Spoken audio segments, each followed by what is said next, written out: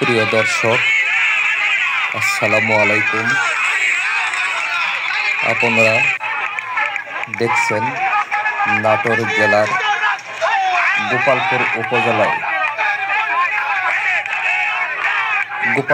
উপজেলায় বর্তমান বাংলাদেশ জাতীয়তাবাদী দল বিএনপির মনোনয়ন বঞ্চিত হওয়া টিপুর সমর্থকদের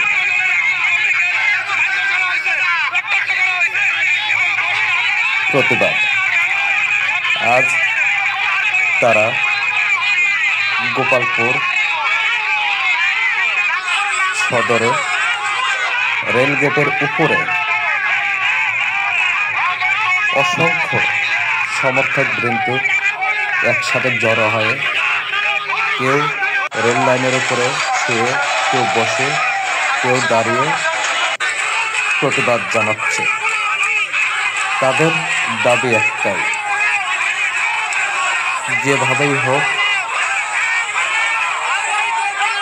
বর্তমান মনোনয়ন পুনর্মূল্যায়ন করে যেন বাংলাদেশ জাতীয়তাবাদী দল বিএনপির হাইকমান্ড অনতিবিলম্বে টিপুকে মনোনয়ন প্রদান করেন। তারা টিপুকে মনোনয়ন দেওয়ার দাবিতে পুরো শহর জুড়ে বিক্ষোভ মিছিল করে। বিক্ষোভ মিছিলে অসংখ্য নেতাকর্মী ব্যানার ও ফেস্টুন নিয়ে অংশগ্রহণ করে। তাদের দাবি একটাই, যে করে হোক দলীয় হাইকমান্ড এখানকার মনোনয়ন পুনর্মূল্যায়ন করে টিপু মুন্সিকে পুনরায় মনোনয়ন প্রদান করবেন। এটাই তাদের একমাত্র দাবি ও প্রত্যাশা।